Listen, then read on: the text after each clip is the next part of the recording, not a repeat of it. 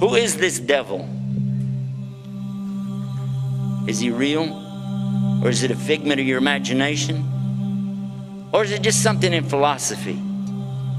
According to the Quran, he's very real. Substance is real, you just don't see it. He lived before us, he's still alive today. That's an amazing subject right there, isn't it? That's amazing.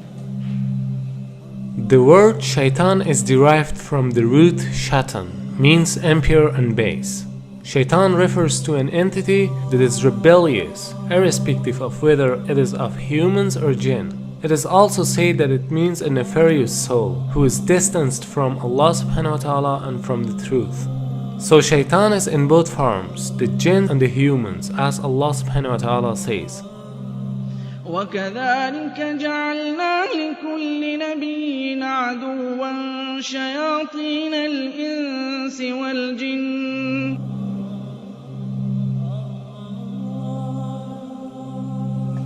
Now what is this about the jinn? Why do you have to believe in that? Well, they're part of something called al-ghaib. Al-ghaib means the things you don't see, the unseen. You agree and I agree, we don't see Allah. Okay, so he's in the ghaib, the unseen. We agree there are angels and you don't see them. They're in the ghaib, unseen, made out of light. And now the jinn, and we don't see them. They're also in the ghaib. They're made from a fire which has no smoke to it. And if fire has absolutely nothing like smoke to it, or that it could be that you don't see that either. There's heat that you don't actually see, isn't that true?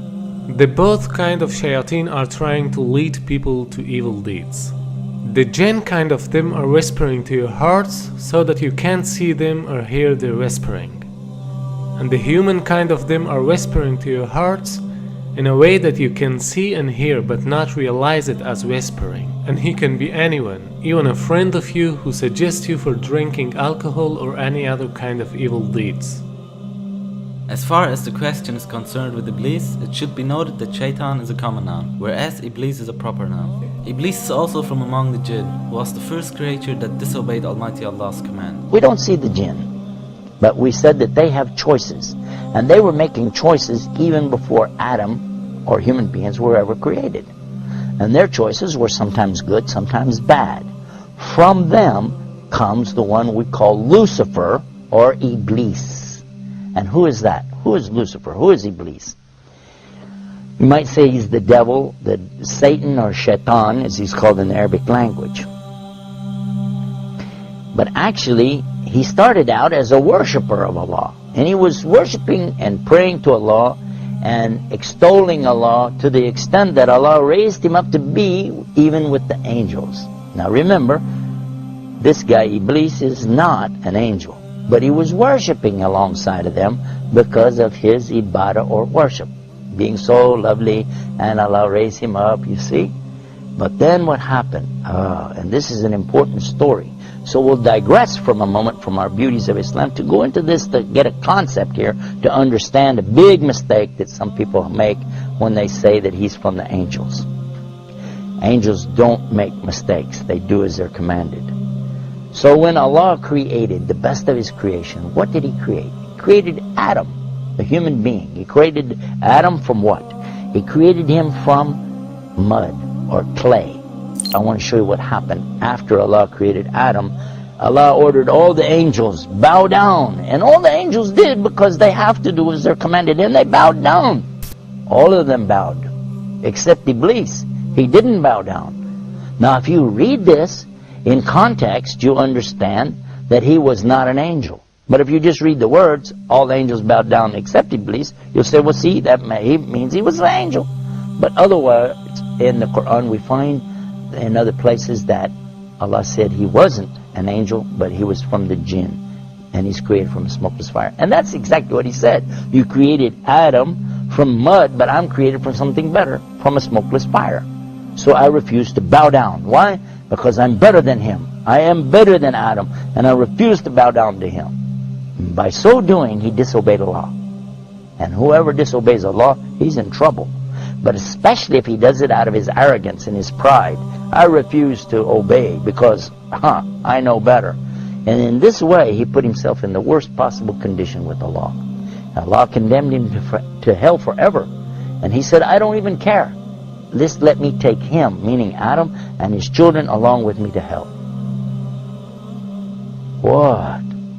For what? Because of this thing called pride or arrogance. Kibr in the Arabic language. And what is kibr? And kibr is something comes from kabara. Kabara is the root of the word akbar. And only Allah is akbar. Allah is greater and greater and greater than anything. But a human being has no right in front of Allah or anything that's created. The jinn, the angels, nothing have the right to come in front of Allah like this and say, hey, who am I? You know, I'm this, I'm that. No. Allah gave you a commandment. You do it. Now the important point is that everyone thinks that it is because of shaitan that we commit sins. That's why they're asking some questions like, why Allah created shaitan? Or why Allah didn't finish shaitan so that we wouldn't commit sins? Here's a misunderstanding. Shaitan cannot do anything more than whispering. To make it more clear, let's ask a question. Before Iblis became shaitan, there was no other shaitan, right? So who told Iblis to disobey Almighty Allah's command? Here's the point. There was no shaitan before him. He did it because of his nafs. Suppose that even if there was no shaitan, still we'd have nafs. So we'd commit sins. Because this world is a test for the mankind and the jinn kind. Now same as the case with Iblis, he's also in this test because he is a jinn and he has nafs. So Allah subhanahu wa ta'ala didn't create him as shaitan, rather he himself chose to be shaitan. Not only Iblis but all the other shayateen are choosing to be shaitan by disobeying Almighty Allah's order. Now, what happened next? Well, that's when Allah told Adam that he could have anything that he wanted in all of the paradise. Go ahead, enjoy. But there's one tree, don't eat from it. Of course, you know what's going to happen. And the devil came to him and to Eve and got them to eat from that tree. And they were cast down because of that. But Allah knew from the beginning they would eat from it. That's why Allah put it there. Because this life, and this is the whole reason for me telling you this story, so you can get this one beauty of Islam, to understand this one thing. This life is nothing more than a test. The obvious point is that Iblis was the first of all shayateen. Therefore, he is the leader of them. And all shayateen are tools for this test, even though they are also giving tests. إلهي سلم الأمة من الآفات والنقمة ومن هم ومن غم بأهل الباد يا الله بأهل الباد